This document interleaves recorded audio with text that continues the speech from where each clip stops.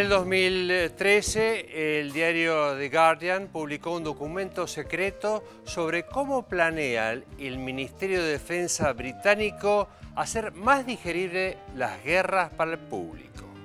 The National Planning Statement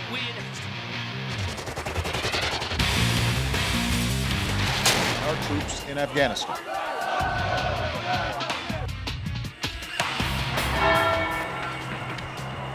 En un mundo que ha completado la totalización de la forma mercancía, no debe asombrar que se considere a la guerra como tal y que se estudie, en consecuencia, las maneras más adecuadas de venderla a sus consumidores.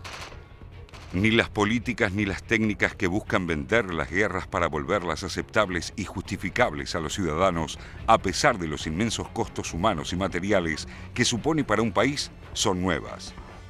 Lo que nunca deja de sorprender, sin embargo, es el cinismo de la planificación política sin que importe ya que la manipulación se haga pública.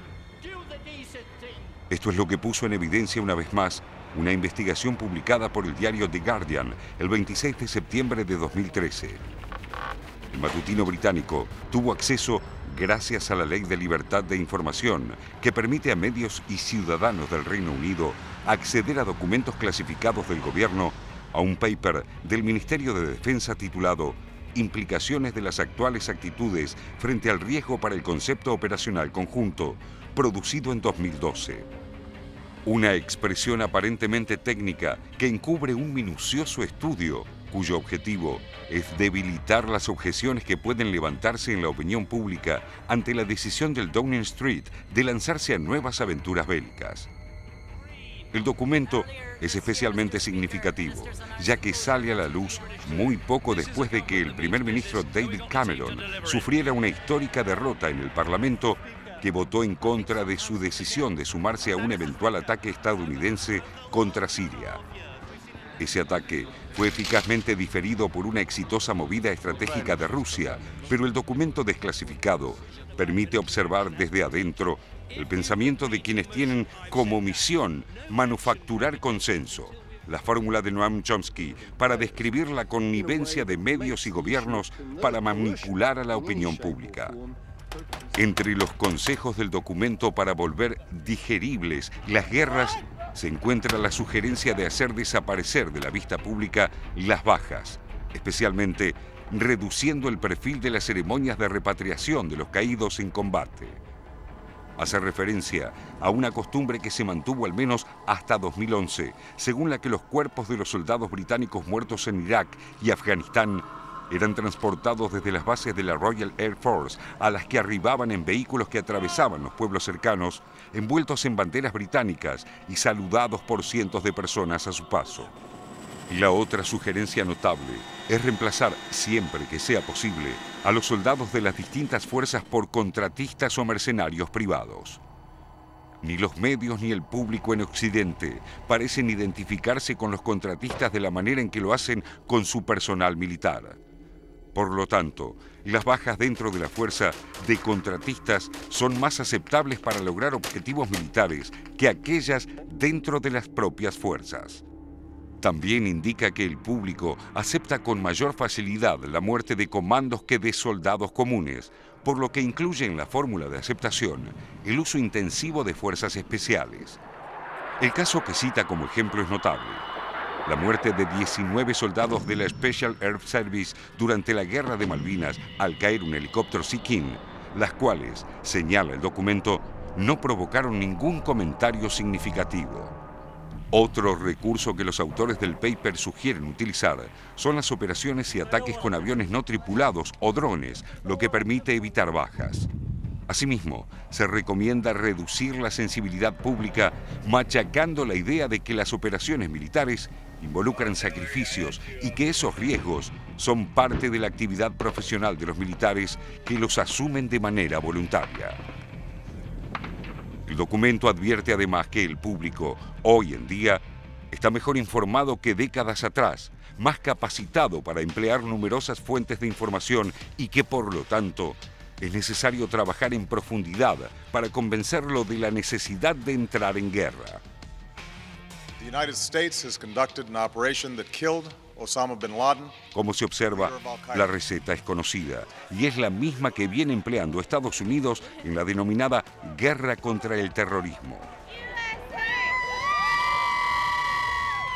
Ocultar todo lo posible las muertes de soldados voluntarios, reemplazar las fuerzas regulares por mercenarios y utilizar aviones no tripulados. La estrategia tiene además otra ventaja.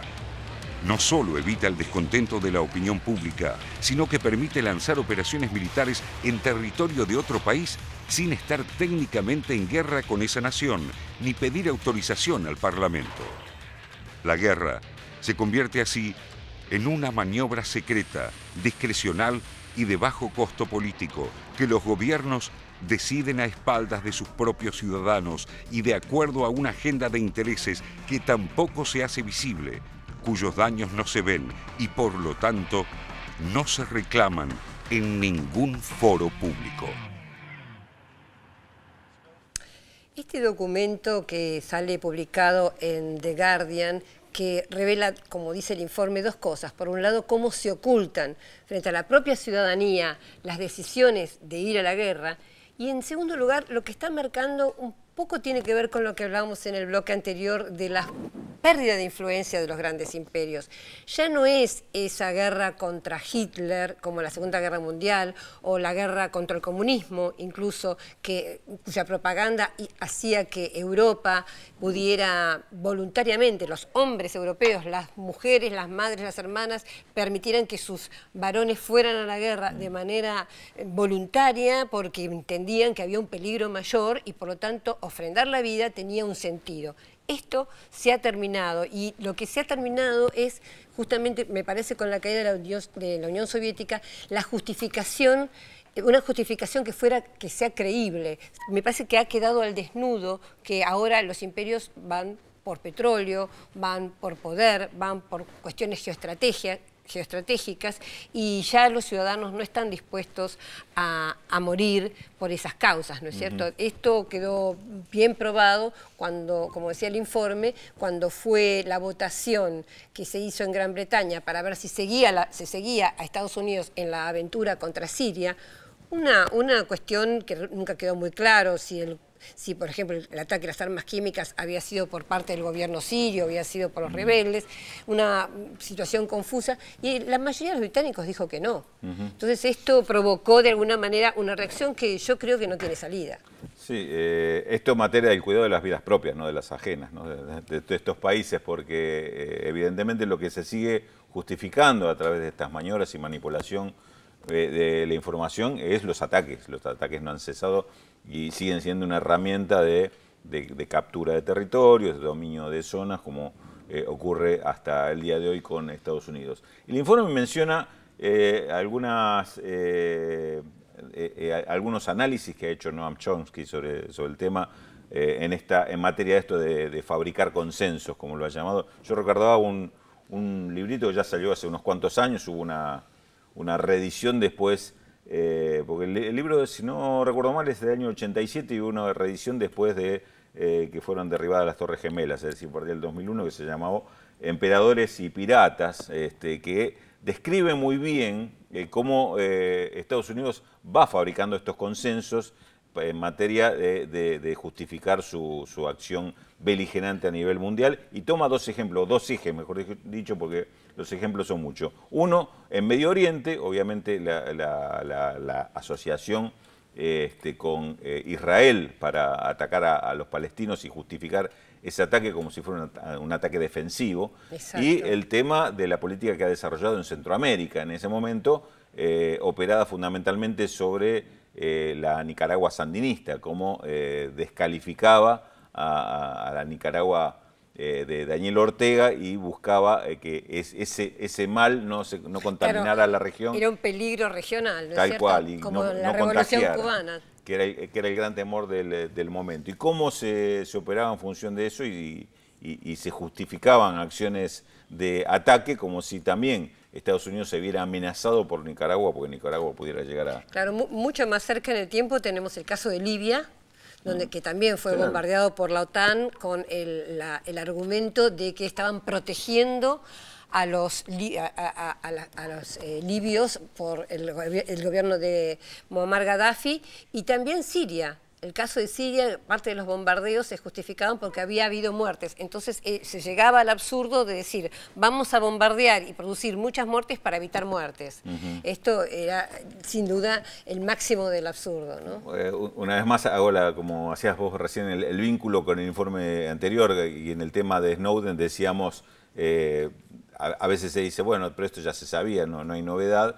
En estos casos también son cuestiones que se saben, pero cuando se hacen estudios, análisis o surge documentación que prueba, uno ve mucho más claramente cómo este tipo de accionar se han practicado siempre y se siguen practicando. Claro. Cuando uno ve los ejemplos de cómo se manipula determinada información y lo que cuando un estadounidense muere en medio de un combate o por un ataque de un grupo terrorista en algún país del Medio Oriente, es un escándalo internacional. Cuando Estados Unidos hace la operación de ataque a algunas personas apuntando directamente y haciéndolas desaparecer, eso, hasta el caso de Bin Laden es un ejemplo de ello, esto se justifica como, bueno, una acción en defensa de la paz mundial. Exactamente, incluso el tema de los drones, ¿no? Estos aviones no tripulados, que es una de las maneras que tienen de bombardear debido a que faltan pilotos por esta misma razón, porque cada vez el ciudadano cree menos en la guerra.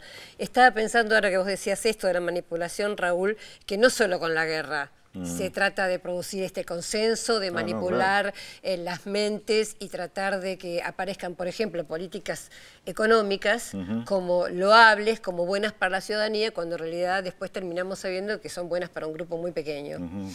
¿Vos querés que me refiera a eso? No abrimos mucho el abanico. Abrimos mucho el abanico. Bueno, Félix, ¿tenemos mensajes? Muchísimos tenemos mensajes. Te manda saludos a Alberto de Quilmes, dice que te felicita por el cumpleaños y nos saluda a todos. Bueno, muchas gracias a todos que se están comunicando. Aurora de Avellaneda no acertó con la incógnita. Ahora, Aurora, le vamos a dar una ayudita, no es John Lennon. Ahora en un ratito te vamos a dar más datos, Aurora. Los que sí acertaron fue José de Santa Fe, acierta quién es la incógnita, y Carlos de Rosario dice muy bueno el programa y también acierta con la incógnita. Pero atención, para Aurora de Avellaneda y tantos otros que todavía no han podido saber quién es el personaje de hoy, va un nuevo dato. Atención, nuestro personaje mostró inclinaciones musicales desde muy joven y ya en su adolescencia integró bandas de rock con sus compañeros de la escuela. ¿Quién es nuestro personaje de hoy? 0800 444 1777 4535 0709. Nueva pausa aquí en Visión 7 Internacional. Y le adelantamos lo siguiente. Alain Badiou en Visión 7 Internacional. Luego de la pausa, aquí continuamos realizando un balance de los hechos y figuras que fueron noticia durante todo el 2013. En el próximo bloque, la entrevista exclusiva con el filósofo francés. Ya volvemos.